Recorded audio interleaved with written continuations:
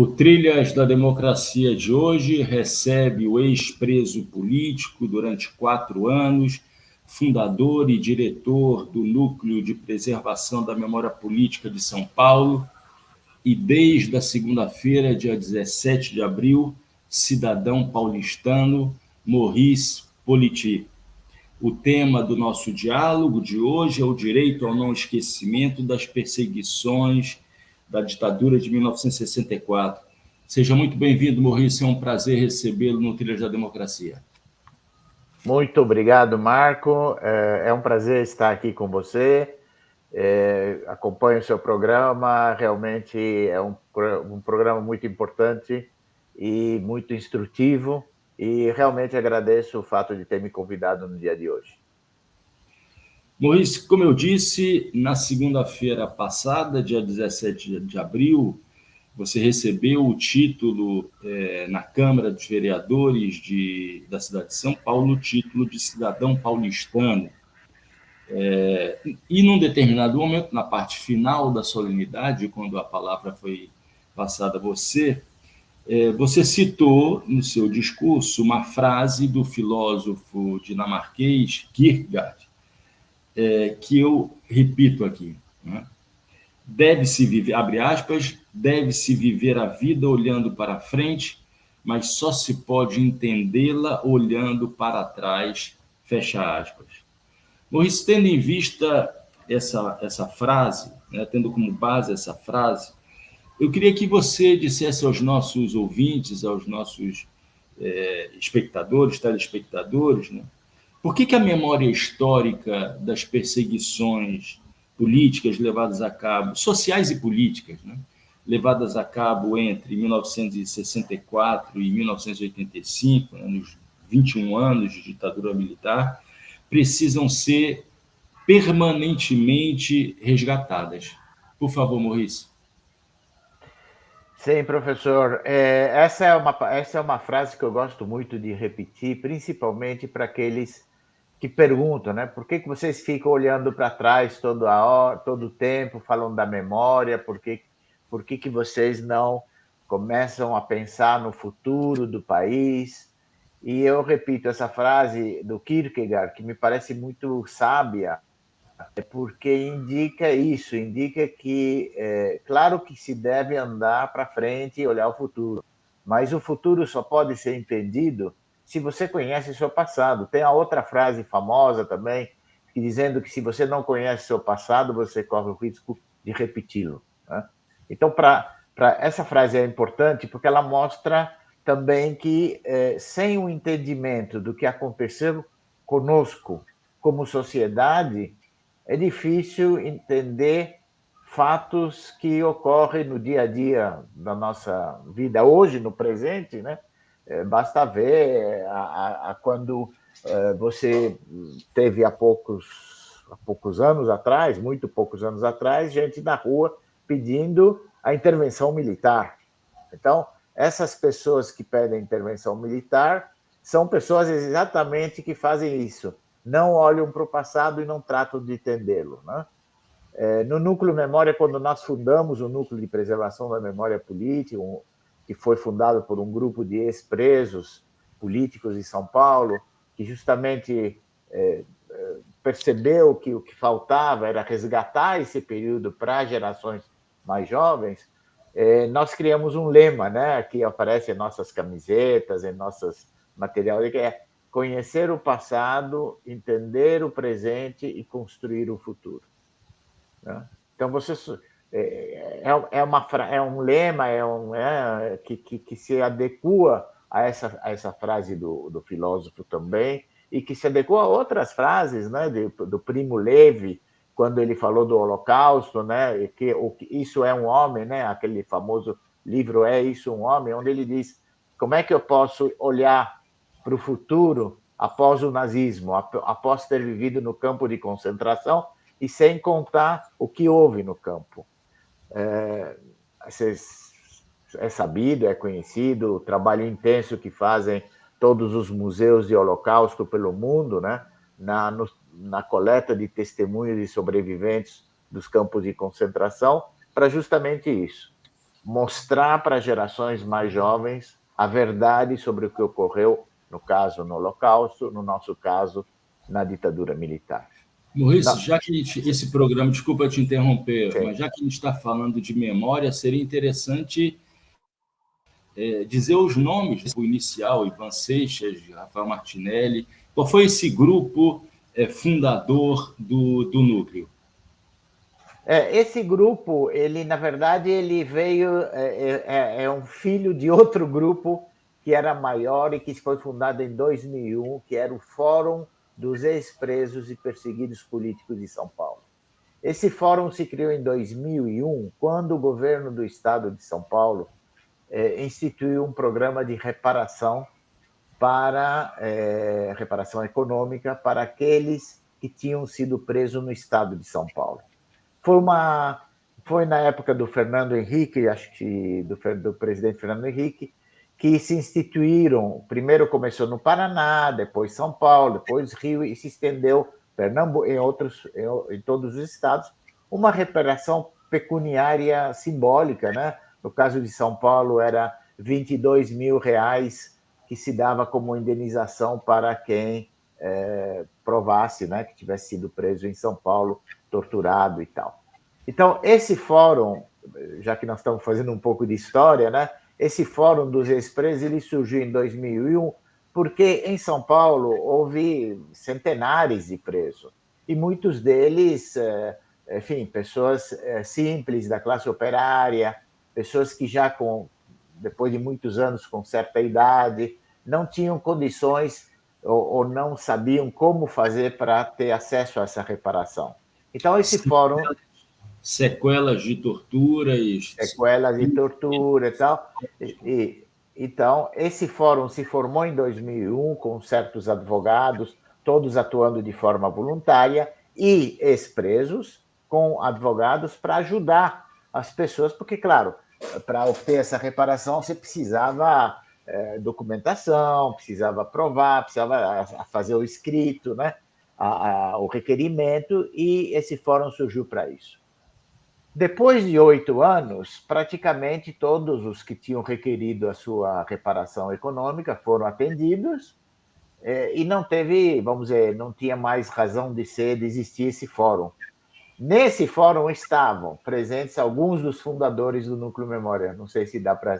Então, Alípio Freire, que faleceu há pouco de Covid, Rafael Martinelli, um grande lutador das causas sociais e políticas do Brasil, desde a época do Estado Novo, Ivan Seixas também, um conhecido ativista, e a história do Ivan é conhecida praticamente em todo o Brasil, foi preso com 16 anos de idade, ele é mais jovem que eu, mais jovem que, enfim, a média dos que estavam no grupo.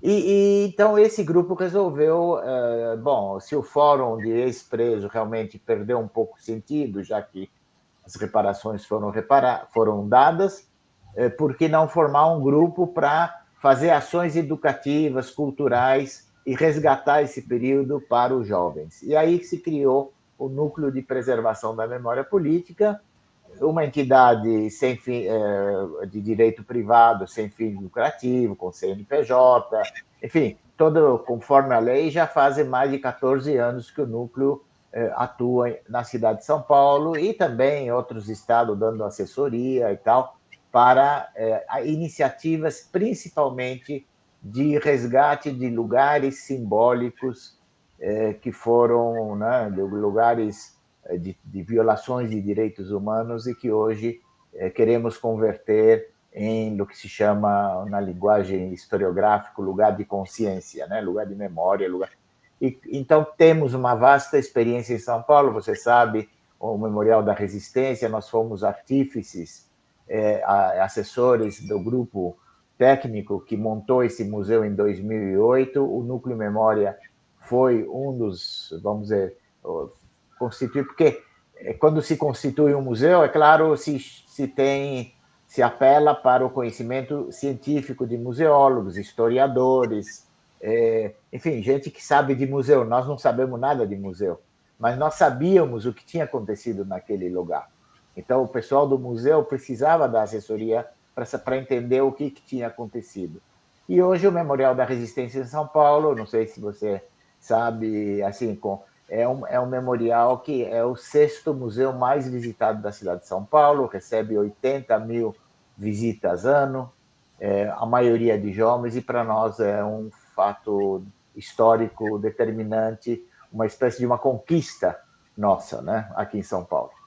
Maurício, uma vez por mês existe, é uma vez por mês o sábado de resistência? Sábados Resistentes. Esse foi um programa, curioso, porque, claro, já estamos falando também de experiências que podem servir para outros lugares, né?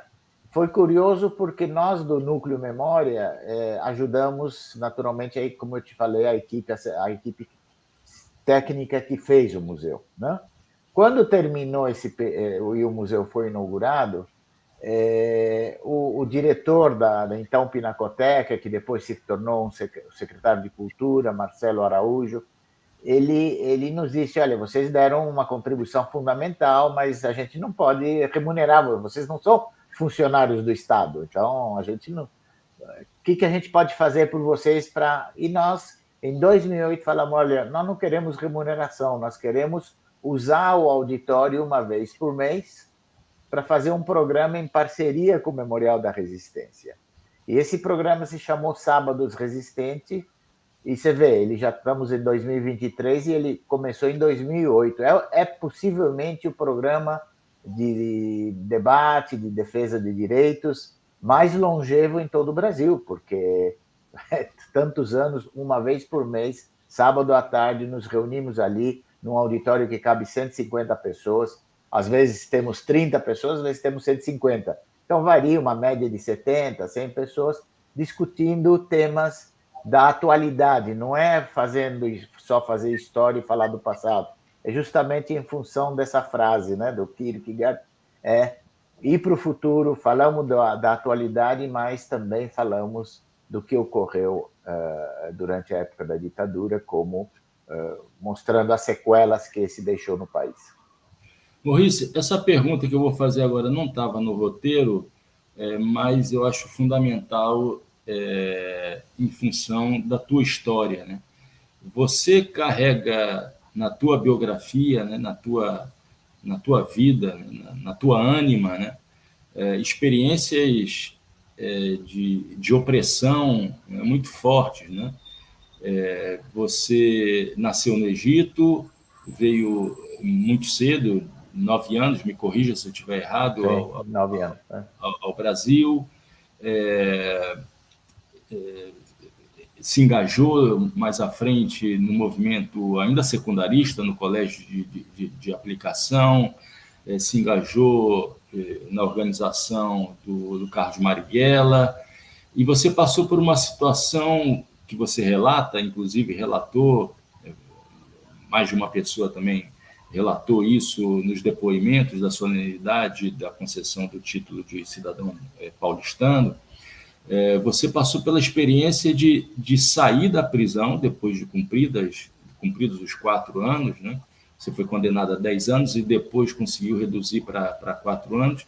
E quando você sai da prisão, descobre que tem um outro processo e a tua condição era uma condição de apátrida, né? Como é que foi viver essa experiência de perseguido político e, para além de perseguido político, ter que sofrer com essa condição de apátrida?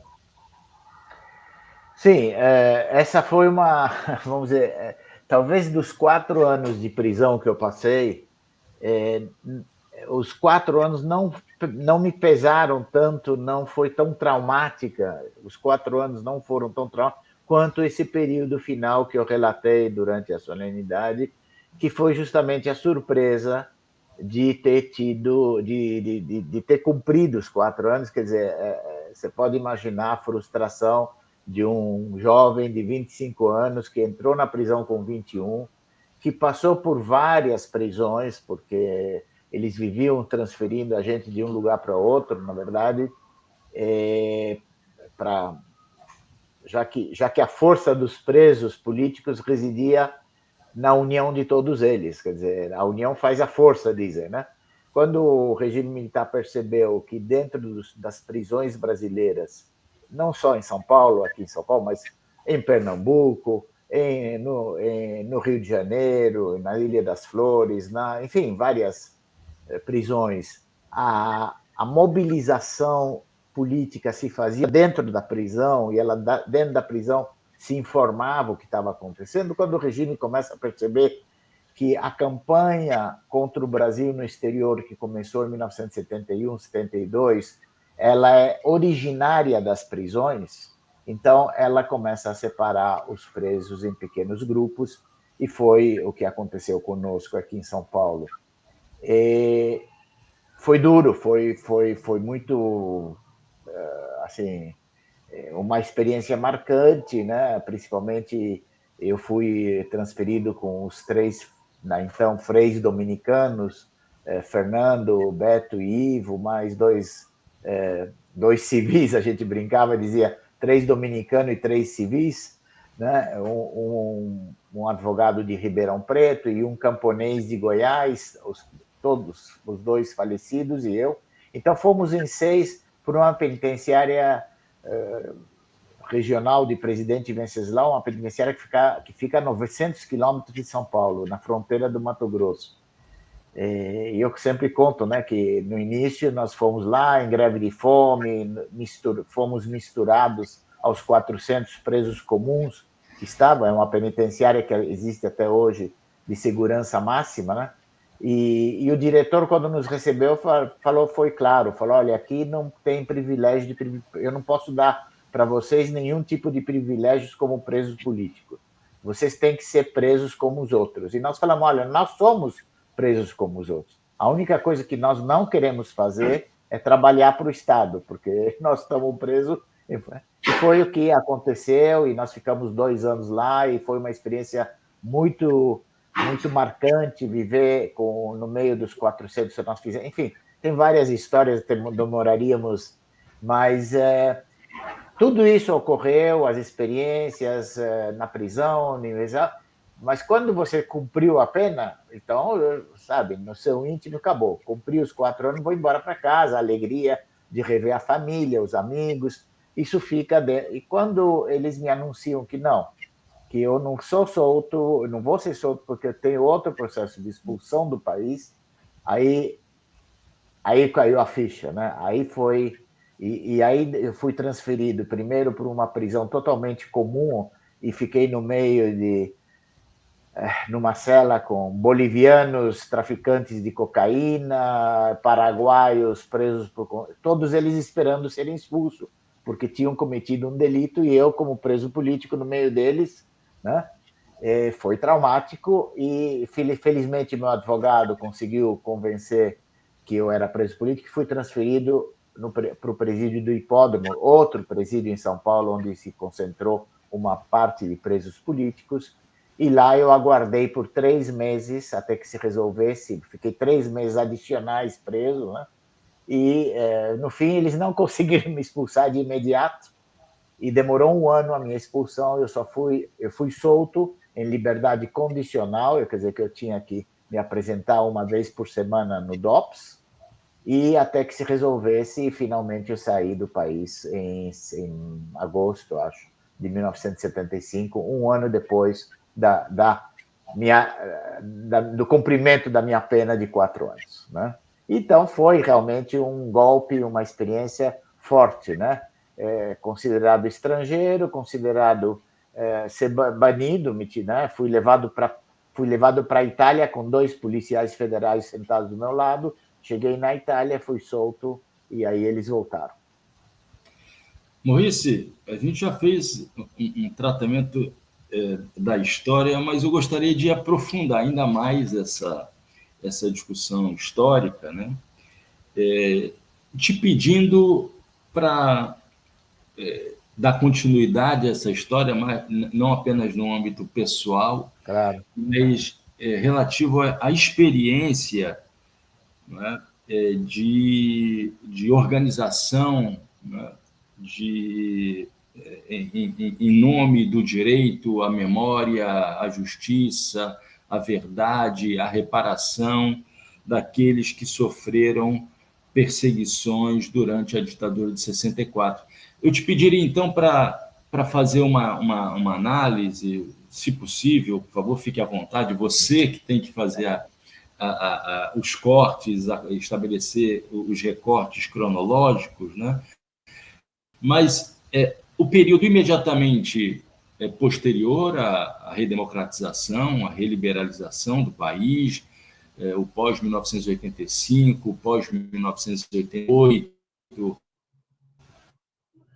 né? A cidade dos anos 80, início dos anos 90, depois o período do governo Lula, do primeiro e segundo governo Lula, e, por fim, esse período trágico iniciado com o golpe de 2016 até o fim do governo Bolsonaro. Por favor, Maurício. Um período muito... A gente poderia fazer uma entrevista de 3 horas falando desse período, mas vou tentar resumir assim o que você sabe que, como eu saí do país, eu não vivi esse período da redemocratização. Eu estava fora. Quando eu voltei em 80, eu logo comecei a trabalhar e também saí do país, mas aí não foi mais por motivo político, por motivo de trabalho. No entanto, depois que eu me aposentei do meu trabalho e comecei a militar mais na causa que era o sonho da juventude, né? Na causa da defesa dos direitos humanos e voltar ao que eu tinha feito, eu comecei e tive a sorte de ser chamado também pelo ministro Paulo Vanucchi para trabalhar em Brasília durante o segundo governo Lula, justamente criando uma assessoria no Ministério de Direitos Humanos que falasse do direito à memória e à verdade, né? Então eu consegui compreender, né, o que tinha ocorrido logo nesse período que você citou, logo depois da redemocratização, quando houve um acordo, né? A gente não pode esquecer nunca que a lei da anistia foi uma lei que ela foi fundamentada pelo governo ditatorial do Figueiredo. Quer dizer, o Figueiredo, quem fez a anistia no Brasil foi o governo, e com base a entendimentos com pessoas que tinham sido pró-ditadura, né? Os senadores, enfim. E a gente também não pode esquecer que a votação da lei de anistia se deu no Congresso em 1979, com e ela ganhou por uma margem de 15 votos, se não me engano, de 5 ou 10 votos. Quer dizer, houve 245 pessoas que votaram a favor, congressistas que votaram a favor da lei, e 235 que votaram contra a lei. Não sei se os números são esses exatos, mas é mais ou menos essa... O que a gente sempre fala, era porque 235 eram contra a lei de anistia? A maioria não era contra a lei de anistia, a maioria era contra essa lei de anistia que foi aprovada. E que queria a lei de anistia que os familiares dos presos, dos mortos e dos desaparecidos sempre pregoavam desde 75. Desde o momento em que a dona Terezinha Zerbini, que foi a primeira pessoa no Brasil que falou de anistia, e ela ela já faleceu, ela era esposa do general Zerbini, que foi preso por ser contra o regime militar, e ela se moveu, criou o Comitê Feminino pela Anistia. As pessoas às vezes esquecem que esse foi a origem, 75, em plena ditadura, era a época do Geisel. Ela cria, e ela tem um filme no YouTube, né, até hoje, onde ela diz: no começo nós falávamos de anistia e o povo brasileiro não sabia o que era essa palavra, e as pessoas pensavam que a gente falava em anestesia. Ela fala isso num documentário, ela diz: a gente falava em anistia, eles falavam em anestesia, não sabia o que era a palavra. Mas a anistia, ela diz, é como quando você tem uma barreira contendo uma água, né? Uma represa, você põe o dedo na represa e a água começa a correr. Achei sempre essa imagem muito bonita, porque mostra a mobilização social que foi feita desde 75 por essa senhora e por mulheres, né? Tanto que o comitê se chamou Comitê Feminino pela Anistia. foram as mulheres que começaram com esse movimento. E depois deu origem, isso naturalmente avançou, não vamos entrar em detalhe aqui, avançou para os comitês brasileiros de anistia, e aí esses são muito mais conhecidos, porque se espalharam por todo o Brasil, por cidades. Recife teve seu comitê brasileiro, São Paulo, enfim, Rio, todo. E aí os comitês brasileiros é formado por homens, mulheres, advogados, estudantes, líderes sindicais, políticos, e aí começou a onda pela anistia.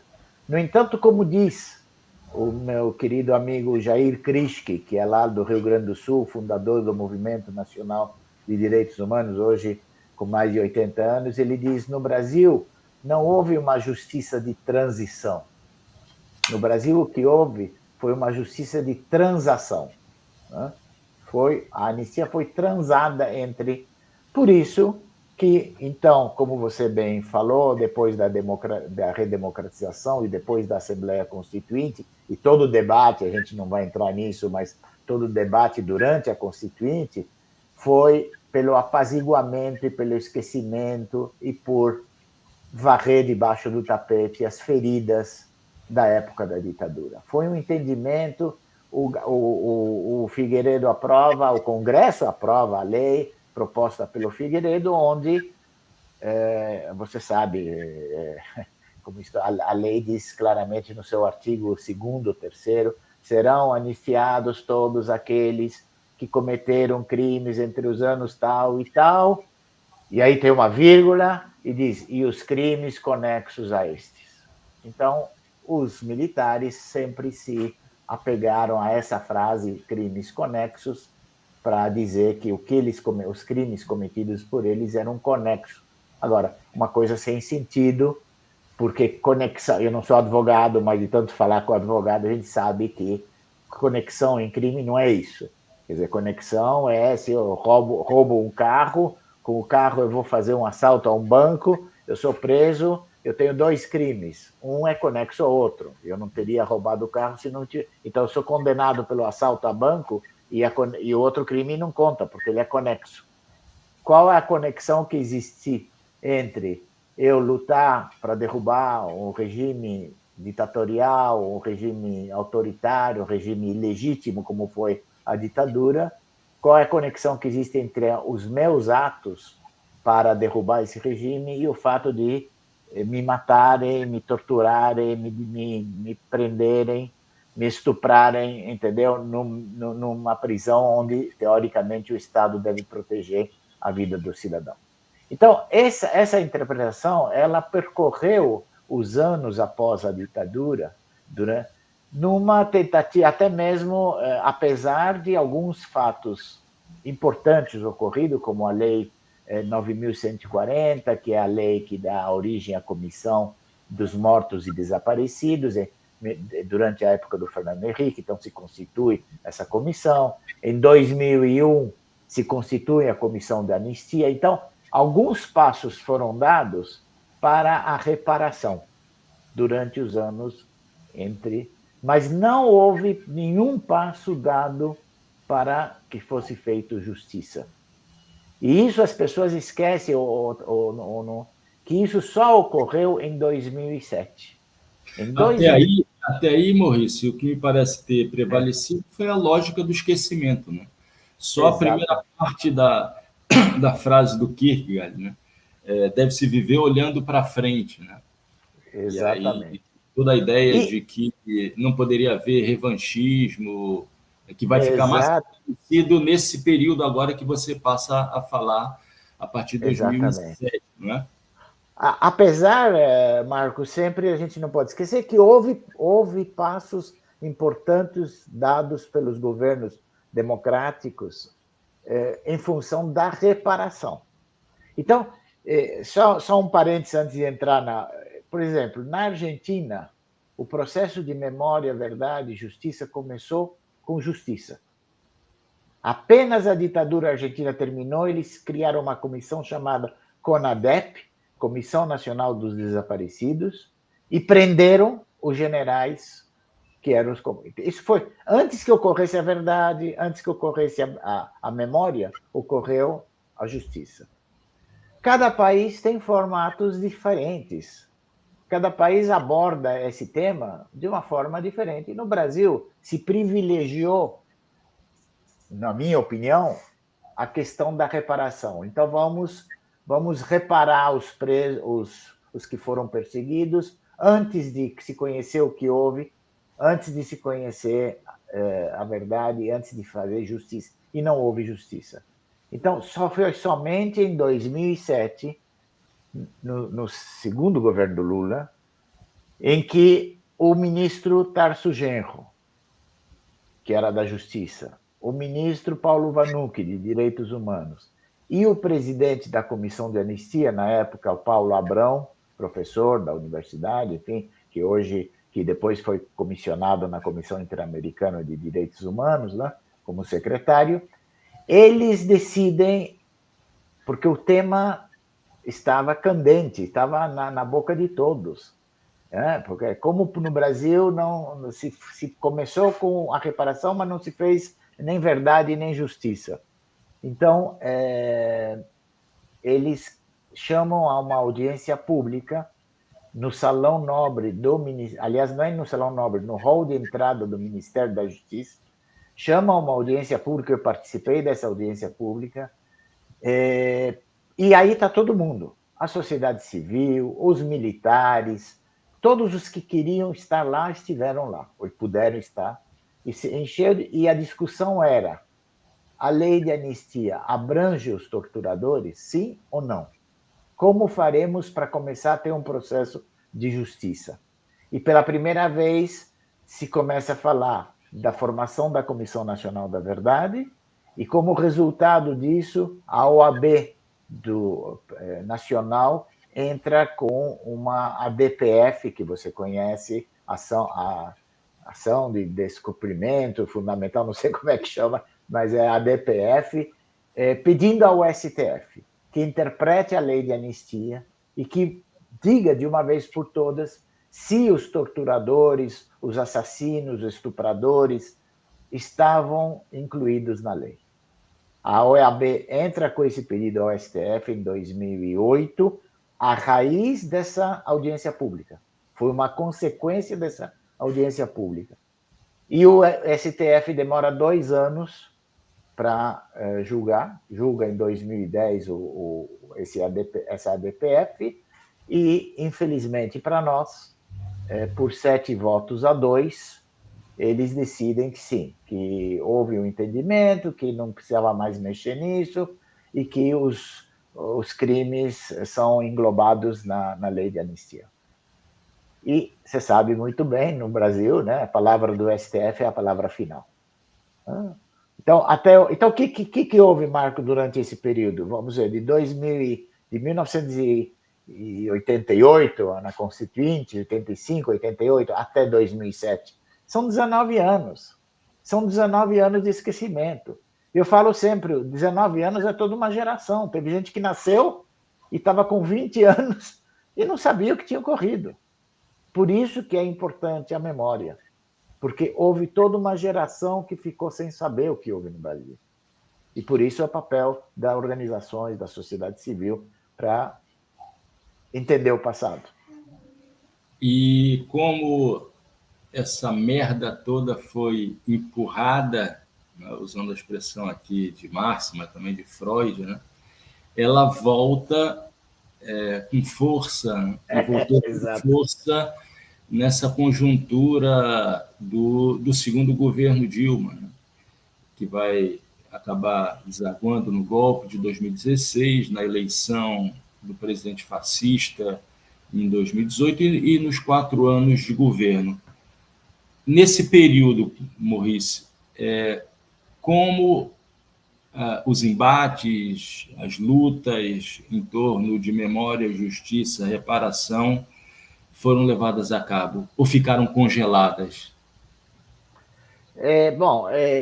Pela análise que eu faço desse período, foi um período traumático para nós. Você imagina que nós que padecemos toda aquele período de prisões, violências e tortura, nunca num regime com falta de liberdade, censura e tudo, nunca poderia imaginar que 54 anos depois a gente estaria na iminência de cair numa outra ditadura. E tivemos realmente nessa iminência. Se o povo brasileiro não tivesse sido inteligente o suficiente para não votar novamente no Bolsonaro, né? Mas durante esse período, é claro, houve retrocessos violentos. A nível institucional, eu não preciso nem falar nisso, certamente os que estão nos assistindo sabem, né? Todos os retrocessos havidos na área dos direitos humanos na época do Bolsonaro. Em relação à memória, verdade e justiça, praticamente ele quis terminar com a comissão de morte, ele terminou com a comissão de mortes e desaparecidos, que agora está voltando a ser formada, terminou com a comissão de anistia, que também agora o novo governo do Lula está remontando, e praticamente se fez, durante esses 4 anos, uma apologia da ditadura, né? E isso permeou a sociedade. Então, o fato interessante, Marco, é, por exemplo, nós tínhamos no Memorial da Resistência, aqui em São Paulo, uma frequência de 60 a 70 mil, de 60 a 70 mil visitas ano. Durante a época do Bolsonaro, isso subiu para 80 mil. Por quê? Porque os professores viram nas suas classes de história para jovens do ensino médio que essa mensagem, essa narrativa, não houve ditadura, o regime militar... Os professores ficaram apavorados, não sabiam como... É difícil numa sala de aula você se confrontar, né, com alunos que dizem, não, meu pai falou que na ditadura era melhor, meu avô me disse que, né, o Bolsonaro está certo. Eles eram terroristas. Então, uma das armas que eles tinham para rebater era levar justamente essas crianças, esses jovens, ao Memorial da Resistência, onde você pode ver os testemunhos, você vê as celas, e você pode conversar com ex-presos políticos. Fazíamos uma vez por semana conversas com grupos de escolares e tal, e a gente dizia para eles, olha, vocês podem votar em quem vocês quiserem. Se vocês quiserem votar no Bolsonaro, vocês votem. Nós aqui não vamos impingir e dizer para vocês em quem vocês querem votar, ou vocês ou seus pais, porque muitos deles não votavam pela idade. Mas aqui vocês vão ver o que aconteceu na verdade. Aqui vocês vão ouvir o relato de quem... E aí era um choque para as crianças, né? Como? Isso aconteceu? Por que meu pai nunca me falou? Por que meu... Né? Então, eu acho que durante esses anos houve sim retrocessos violentos. Nós estivemos na iminência de ter uma nova ditadura, e dessa vez muito mais severa, já que o presidente era um admirador do Ustra, né, o maior torturador reconhecido já oficialmente pela justiça. Então, tivemos retrocessos importantes, mas também tivemos casos de entidades da sociedade, não só em São Paulo. Eu cito o exemplo do Paraná, por exemplo, onde no governo Bolsonaro o Tribunal de Justiça decidiu, com o grupo da sociedade civil que lutava por memória, verdade e justiça, que uma sala do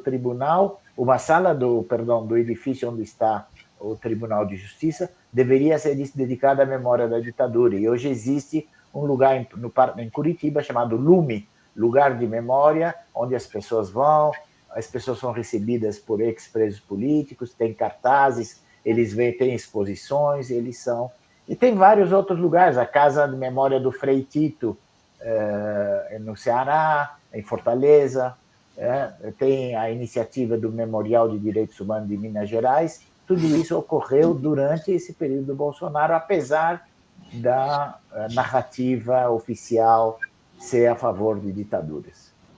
Maurício, então, nós temos ainda 20 minutos, a gente está chegando no terceiro terço, né, dessa entrevista, desse diálogo, e eu gostaria de apresentar um caso concreto.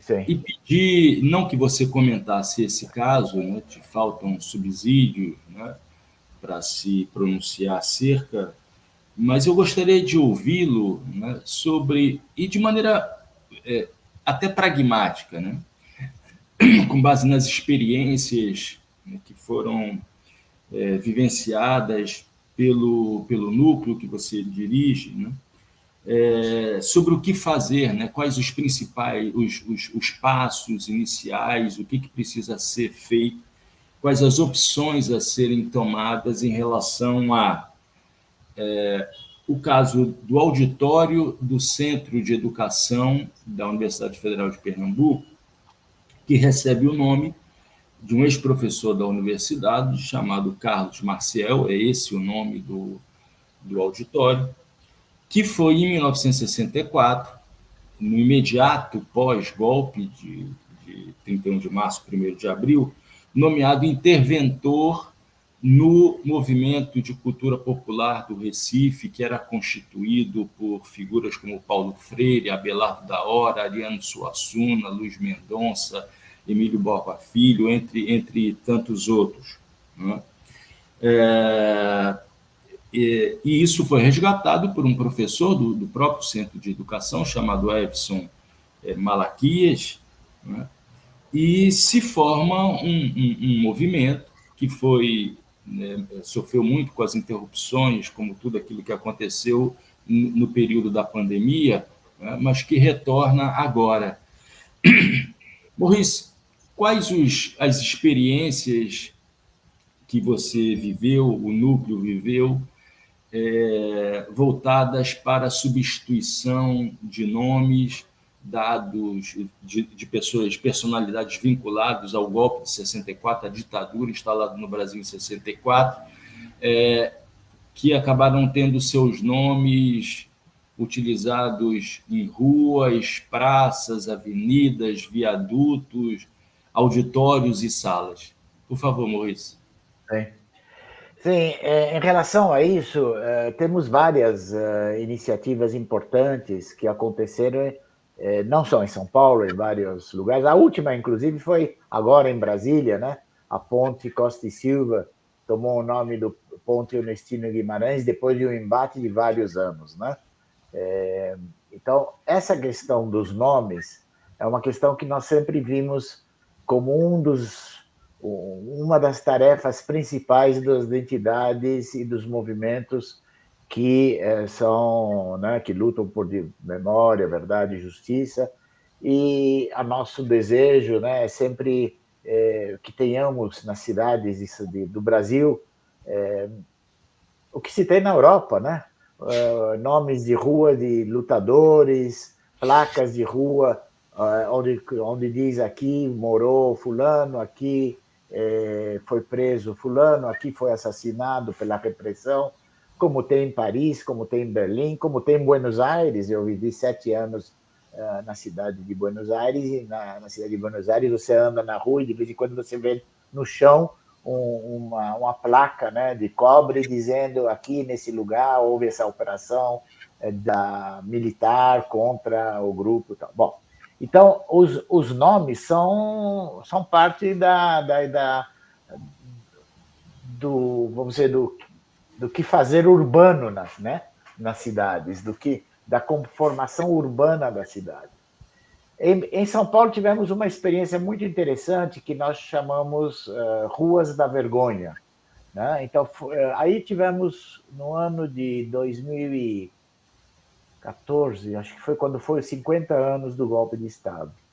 Em 2014, nós fizemos um movimento chamado Ruas da Vergonha e identificamos algumas ruas que estavam, a Rua Sérgio Paranhos Fleury, a Rua Henning Boyle, enfim, várias ruas e várias praças. E, na época, nós tínhamos como prefeito o Fernando Haddad, né? Então, fomos a ele e dissemos que íamos lançar esse movimento com um abaixo-assinado e com uma cobertura midiática que tivemos a sorte de encontrar uma agência de publicidade muito famosa, muito grande, mas que você sabe que é um detalhe, mas a agência de publicidade vive claro, de remuneração dos seus anunciantes, dos seus clientes, mas vive também de prêmios. Na publicidade é muito importante quais os prêmios que você recebe, te dá mais cartaz, né? Então, essa agência de publicidade era uma agência que tinha clientes importantíssimos, muito rica a agência, mas que não tinha nenhum prêmio no que fazer social, entendeu? Não tinha nenhum prêmio de atividades políticas e sociais no meio onde vivia. Então, eles gostaram da ideia e nos ajudaram a montar uma campanha que chamaram Rua da Vergonha, que foi filmada, ganhou o primeiro prêmio, foi isso que eles queriam, no Festival de Cinema Ibero-Americano de Propaganda. E com isso, o que eles fizeram? Nós e eles, né? Eles nos ajudaram e filmaram tudo isso. No dia 31 de março de 2014, nós pegamos umas placas, fizemos umas placas com o nome Adolf Hitler, Jorge Videla, Pinochet, assim, ditadores, e fomos, e no mesmo lugar onde estava a placa Sérgio Fleury, pusemos a placa em cima dela, Pinochet. E aí entrevistamos as pessoas, eles entrevistaram, né, junto conosco, na rua, e perguntamos, o que você acha de morar na rua Pinochet? Você sabe quem foi o Pinochet? Não, mas eu não moro na rua Pinochet, eu moro na rua Fleury. Mas você sabe que Fleury e o Pinochet são iguais porque fizeram isso? Então foi um choque de realidade para as pessoas. Ao mesmo tempo lançamos um abaixo-assinado pela mudança do nome, e esse abaixo-assinado teve mais de 4.000 assinaturas. A ideia era entregar isso à prefeitura, para que a prefeitura, com esse abaixo-assinado, tivesse o respaldo social. Tentaram fazer isso. Infelizmente, conseguiram mudar o nome de praças e viadutos. Então, nós tínhamos um viaduto chamado Milton Tavares, que foi um general e tal, mudou o nome para Terezinha Zerbini, né, que é justamente o chamado Minhocão em São Paulo, que é esse elevado Costa e Silva, mudou o nome, hoje é o elevado João Goulart. Né? Agora, é muito difícil mudar o nome de uma rua. É fácil mudar o nome de um auditório, de uma praça, de uma ponte. Por quê? Porque não tem moradores.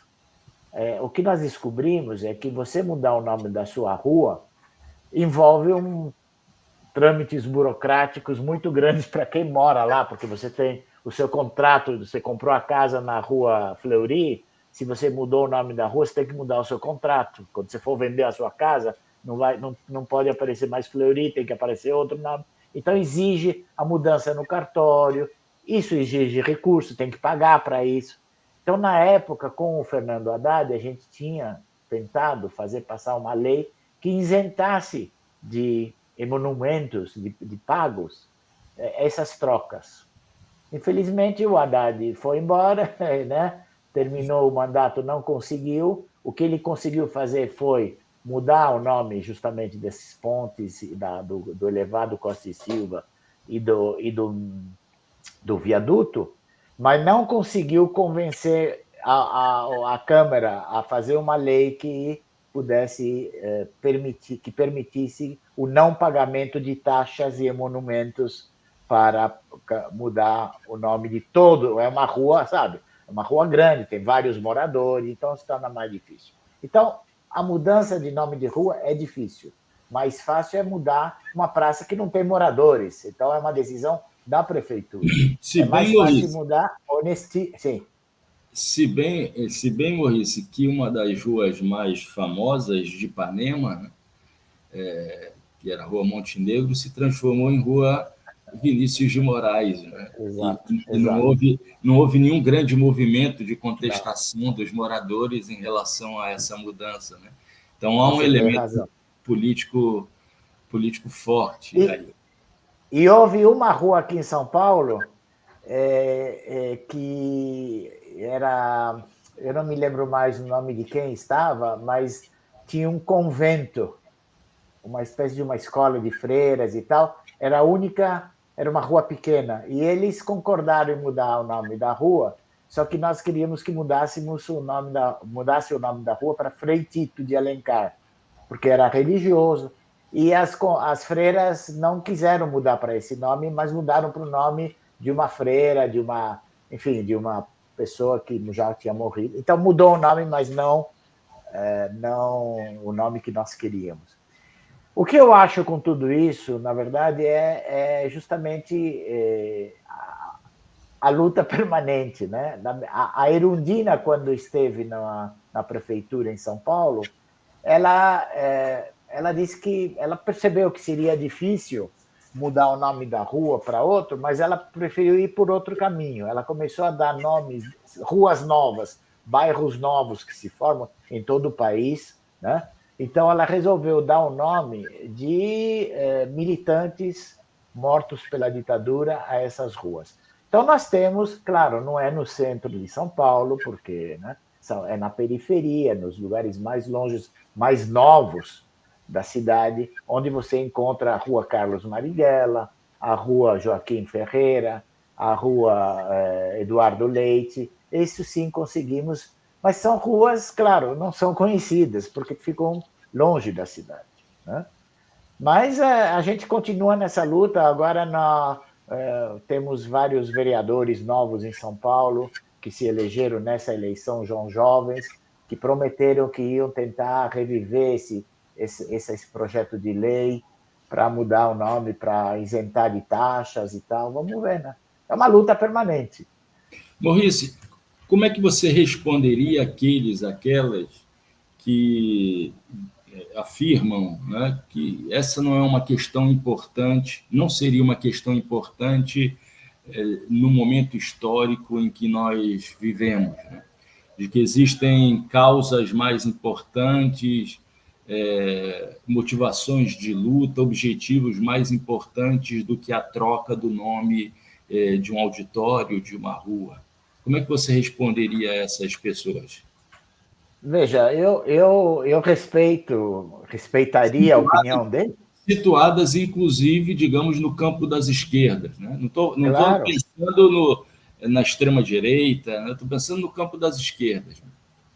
claro, existe, a gente está cansado de ouvir isso, né? Existe a luta dos povos indígenas, a luta, né, por reabilitar Paulo Freire, não, né, para dizer um nome que você acaba de citar, que são importantes, a luta contra a homofobia. A gente respeita, quer dizer, a gente acha que também que eles têm razão em querer afirmar que essas são lutas importantes, mas a troca de nomes ela continua sendo vital para o não esquecimento. Você não pode homenagear uma pessoa que foi interventor de uma universidade. Você não pode homenagear porque um interventor da universidade, um militar general que esteve por trás do atentado do Rio Centro, em 1981, que quis matar centenas de pessoas através de uma bomba num show. Como é que você vai homenagear a pessoa que cometeu um ato desse? Ou queria, entendeu? É a mesma coisa que homenagear um diretor, um chefe de um campo de concentração na Alemanha, né? Um homem responsável por experimentos genéticos na Alemanha, mutilações, mortes, né? Então, as outras lutas são importantes, claro, são talvez mais coerentes com o momento que estamos vivendo. Eu até posso achar que sim, são lutas importantes e a gente deve dar toda atenção a essas lutas. Mas não podemos, a nossa história não pode ter personagens que atentaram contra os direitos humanos, porque os direitos humanos são os direitos fundamentais da pessoa humana. Quer dizer, você homenagear alguém que atentou contra esses direitos é voltar a glorificar a barbárie, né? E o que nós queremos mostrar é que a barbárie nunca vence. Quem vence é a humanidade. E a história nos mostra que nos períodos piores, né, mataram 6 milhões de judeus e de comunistas e de ciganos e de homossexuais. No entanto, hoje, né, passou, esse período passou. Então, os mais jovens, aqueles que dizem, não, tem lutas, e geralmente são mais jovens, de esquerda, né? Tem luta. E os mais jovens, eles pensam que, né, você é historiador, na história 50 anos não é nada, 50 anos é ontem, né? Agora, vai explicar isso para um jovem de 15, 16, 18 anos, quando ele diz, foi lá atrás. Eu tenho uma amiga professora da USP que diz que ela entra na universidade, no primeiro ano da universidade, ela fala da Revolução Francesa e da ditadura brasileira, e para os alunos dela é tudo coisa do passado, aconteceu na mesma época. A Revolução Francesa e a ditadura militar é igual. E ela diz, eu luto para que isso, para mostrar para eles que, sabe, a história não é uma novela da Globo, que tem começo, meio e fim, e terminou, começa outra novela, não. A história é altos e baixos, é momentos de ascensão, momentos de descenso, momentos de ditadura, e a gente tem que conhecer esses períodos. Você, melhor que eu, sabe isso. O Né? problema, Maurice, o problema é que quando o passado não é analisado, não é resgatado de maneira crítica, ele insiste em não passar, né? Então, E, e, exatamente. e nós vivemos nos últimos anos uma série de exemplos muito claros, muito evidentes de um passado que insiste em não passar no nosso país, né? Inclusive, a crise militar que se instalou ontem, esse programa está sendo gravado na quinta-feira, né, dia 20 de abril, a crise militar que se instalou com as imagens que foram divulgadas pela CNN, mais uma vez mostra do general G. Dias, né, no 8 de janeiro, né, mostram como a extrema-direita se encontra mobilizada, né, e o risco de um golpe ele não Não ficou passou. não passou, Exato. né? E para nós afastarmos esse risco de golpe, para além de muita resistência e de muita luta, é mais do que necessário, principalmente para as novas gerações, fazer esse resgate histórico, indicar personalidades que foram coniventes com a ditadura, com o nome daquele que nomeia, né, dá nome ao auditório do Centro de Educação, Exato. o UFPR. Exato. Maurice, nós estamos chegando ao final. Eu gostaria de deixar os microfones do Trilhas da Democracia abertos a você para uma despedida, uma despedida momentânea, né? Nós ainda teremos outros momentos de diálogo, né, no decorrer desse ano. Por favor, Maurice. Sim, só queria te agradecer o fato de me convidar para esse papo, né, a Trilha da Democracia. Eu acho que é programas como esse, né, que mostram para a população, para a sociedade, a importância de lutarmos pela democracia, porque, como você me falou, o golpe não passou, o golpe está sempre à espreita de um momento de fraqueza dos movimentos sociais, das entidades e do mundo acadêmico, enfim, todos os que lutam, o que pregam por uma democracia, tem que se unir nesse momento. Eu acho que esse momento é um momento delicado, é um momento de ascensão, porque, felizmente, conseguimos colocar um governo popular, né, no mando do país, mas não quer dizer que o perigo se afastou. Então, estamos às ordens, muito obrigado por me convidar, desejo um bom dia a todo mundo que está nos assistindo, todos os ouvintes, os internautas, e estou à disposição, o Núcleo Memória sempre vai colaborar naquilo que você precisar, professor, é um prazer estar aqui. Eu tive o prazer de entrevistar o ex-preso político, fundador e diretor do Núcleo de Preservação da Memória Política de São Paulo, e desde o dia 17 de abril, cidadão paulistano Maurice Politi. E na próxima semana, o tema em discussão é exatamente as Cracolândias do Brasil. E eu me recordo, Maurice, numa das vezes que eu fui a São Paulo, para um passeio, né, cultural, mas que foi, ao mesmo tempo, um passeio político e social, né? Essa ida à Pinacoteca e depois a pé até o Memorial da Resistência, passando pela Cracolândia. Exato. Não existe, por linhas tortas, uma relação de continuidade entre essa nossa discussão de hoje e a discussão da próxima semana sobre se as Cracolândias têm solução e qual é essa solução. Até lá! Tá.